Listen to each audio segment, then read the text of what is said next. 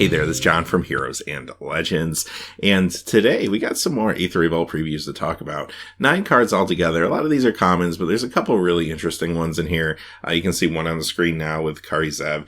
Looks really cool. I wanted to talk about this one, so I thought might as well do another quick video. Now, about the time this video is probably being posted, the full set reveal is happening on MTG Daily. So I will begin working on the full set review as I originally planned. And then, of course, later today we'll have all the white cards and we'll talk about those. But for right now, since there were some interesting reveals in the last 12 hours or so, I thought we'd do a quick video. Having said that, quickly before we get started, if you check out the description below, you'll see some links to our Amazon affiliate store. You can pick up some Aether Revolt products or really any products, and a small percentage will come back to help support the channel, and that's always helpful. Also, you'll see some links to our Patreon page, another great way to support us and the things that we do here on this channel. All right, let's get going into the cards. We're going to start off with a token. This is Ragavan, token legendary creature, monkey 2/1. So if you read the card on the title card, this already makes sense. We'll talk about it more in a few minutes, but I just had to show it to you because that's pretty awesome. All right, our first card is Aether Inspector. It's a white and 3 dwarf artificer, 2/3 vigilance. When this enters the battlefield, you get 2 energy, and when it attacks, you may pay 2 energy. If you do, you get a 1/1 colorless servo artifact creature token. So this is part of a cycle. You're going to see one of these in each color. And I'll tell you right now, they're all basically just limited filler. They're not bad cards. Some are better than others as you go through and see. This one's fine if you happen to be in white and you're looking for a creature that's at the 4-drop spot. It is very serviceable. There's not a whole lot more to say about it. Next, we have Aether Poisoner. This one's black and 1, human artificer, 1/1 death touch. And again, enters the battlefield, you get 2 energy. If it attacks, you pay 2 energy if you'd like. You get a 1/1 colorless servo artifact creature token. So here's the black card, of course, of the cycle. I like this one a little better than the white one. I rather have death touch and limited than vigilance. I think it does a little more, slows down the game a little bit sometimes. So I do like this one, maybe one of the better ones in the cycle. I like this in the red one. You'll see that once we get to it. Next is Herald of Anguish. This is actually a mythic. It's 2 black and 5. It's a demon, 5/5, improvise with flying. At the beginning of your end step, each opponent discards a card, and you can pay a black and 1, sacrifice an artifact, target creature gets -2/-2 till end of turn. Now, this card, just face value, kind of reminds me a little bit of some of like the Ice Age demons and stuff. I guess maybe because of the minus effect that's tacked on there. When you look at it at face value, though, it just feels like, oh, okay, maybe a cool commander card. But once you start thinking about improvise, all of a sudden, this card could get cheated out pretty quickly or kind of cheaply, right? So imagine if you had some artifact tokens in play, and I'm not talking about casting this thing for 2 black necessarily, but maybe it's like 2/1, 2/2, and all of a sudden this thing becomes very economical for a 4-drop even, right? Like a 5/5 flyer with all these other abilities tacked in. If you can play this on turn 4 or 5, still kind of good. So I don't know, this maybe could see some standard play. I'm not really sure what the deck looks like, but they are giving us some pieces here that appears to be an aggressive black-red style deck that's using artifacts as a sub-theme. So if that is good enough to break into the meta at any point, then this card could see some standard play. I don't think it's going to be right out of the gate, but at some point, it's very possible. If nothing else, though, like I said, this is going to be awesome and limited, and also I think it'll be fun to play in Commander. Next is Midnight Entourage. This costs 2 black and 2. Other Aetherborn you control get +1/+1. It's a 3/3. And when this or another Aetherborn you control dies, you draw a card and you lose 1 life.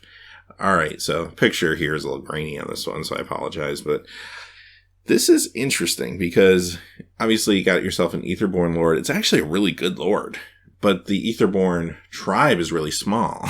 So it's kind of funny. People have been looking for years for this great like werewolf lord, and there's other tribes too, but here we are. Aetherborn gets a really great one, even though they don't have a whole lot of history or a whole lot of cards to play along with it. But I'm glad they did this because I feel like Wizards has been trying to do this when they introduce new tribes or even smaller tribes to give them some lords to be able to play with, even if it's just casually. I think casual players love this type of thing, and they do convert pretty well into some interesting commander decks sometimes. And I do think Aetherborn, I mean, obviously they'll be back. I think they're an awesome story mechanic, and they're a great way to kind of show a different side of black. And I think we'll see them even before we come back to Kaladesh, just because I think they're really well thought out. I think it's a really good tribe. So At some point, this card becomes better than it is today, right? But at least right now, I think it's a fine casual card. I don't think there's enough cards to put together for like the standard Aetherborn deck or anything like that. But maybe someday. So I'm glad it exists. It's pretty cool. And hey, decent Lord for that try for sure. Next, we have the blue part of the cycle we were looking at, Aether Swooper. Costs a blue and 1. It has flying. It's a 1/2. And when this enters battlefield, you can get 2 energy. And then when it attacks, you can pay 2 to get the 1/1 colorless servo artifact token. 1/2 flyer, not super exciting. If it was a 2/1 flyer, maybe I'd be a little more excited about it. But I feel like this is one of the weaker ones of the series.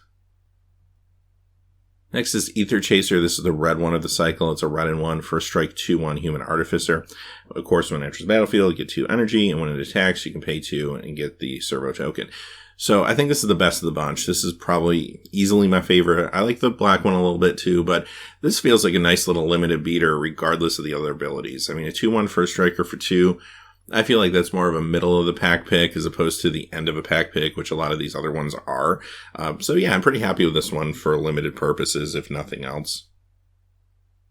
All right, now we're talking. Kari Zev's Expertise, 2 red and 1. It's a sorcery. Gain control of target creature or vehicle until end of turn. Untap it. It gains haste until end of turn. You may cast a card with converted mana cost 2 or less from your hand without paying its mana cost. All right, so basically the best threaten ever. I don't know what else to say about it. Next card. This is awesome. I mean, the fact that you're getting a free spell out of it, it only costs 3 mana, and it's also still doing everything Threaten does, and it also has the vehicles attached to it too. Threaten effects do see play in constructed Magic from time to time.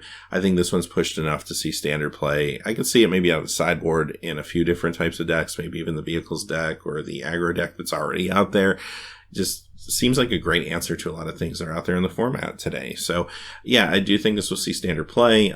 Great in limited. And when you build a limited deck, you're not usually throwing too many sorceries and instants in those decks. It's usually creature based most of the time, unless you're into like a spells deck or something. But this is definitely a good sorcery and will make your cut from in the sorcery spot a lot of the time, I think. It just seems really awesome. All right, and as you imagine, we're going to talk about Kari Zev, Skyship Raider next. 1 red and 1, legendary creature, human pirate, first strike, menace 1/3, and when she attacks, create a legendary 2/1 red monkey creature token named Ragavan that's tapped and attacking. Exile that token at the end of combat. All right, so first thing I want to point out, she only costs 2. For 2 mana, she's doing quite a bit. She's a 1/3, so I do like the fact that she has 3 toughness. That's stronger than a lot of the creatures we've seen in this set, and it does keep her out of shock range. That's nice. She's got menace and first strike. That's another additional bonus. And with the monkey, she's really attacking in for 3 points of power whenever she's attacking. However, the downside being the monkey doesn't have any sort of evasion, or at least she has menace.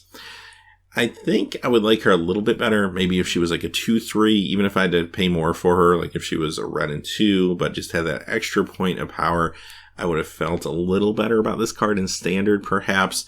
But the way she stands, I mean, unless you have a very consistent way to increase her power, I don't know if she's going to get there in standard. I mean, there are some cool +1/+1 counter strategies and stuff like that that go along with green or maybe even blue from what we've seen so far. So I don't know, maybe that card would work in a situation like that. I guess that remains to be seen once we see the rest of the set. It's probably a little easier to estimate that. But at least right now, out of the box, I'd say probably not for standard, but really good in limited, really strong limited card actually for what you're paying here. And also, I think this card is going to be tons of fun in a lot of casual formats. I mean, come on, she makes a monkey token with a name. It's legendary. This is crazy. That art's awesome. Folks will want to play this in Commander and just want to do some fun things with it. And like I said, I don't want to counter out of standard until I see the rest of the set, but I kind of wish the power was just 1 point higher here. All right, next we have Aether Herder, a green and 3/3/3. Elf Artificer Druid. When this enters the battlefield, you get 2 energy, and when this attacks, you can pay 2 to get the 1/1 colorless servo token. So the green card in this cycle, its special ability is it's just bigger. It's a 3/3. So basically a hill giant with upside. So that's fine. Again, decent limited card, not too much more to say about it. And those are the cards for this morning. So a couple interesting ones there. You can see why I probably wanted to make the video and talk about them. And like I said, stay tuned. We'll be back a little bit later today. We're going to talk about all the white cards and start our full set review. And we'll be doing that throughout the next few days. So until then, thanks for watching. Please remember to like and subscribe. Have a great day. Hey, thanks as always for watching. This video is made possible by the generous support of viewers like you on Patreon. Check out the description below for links to our Patreon page as well as our Amazon affiliate store, where a small percentage of all sales will also help support the channel. Finally, if you haven't had a chance yet to subscribe, hit that subscribe button so you don't miss any new videos on Heroes and Legends. Talk to you again soon, and have a great day.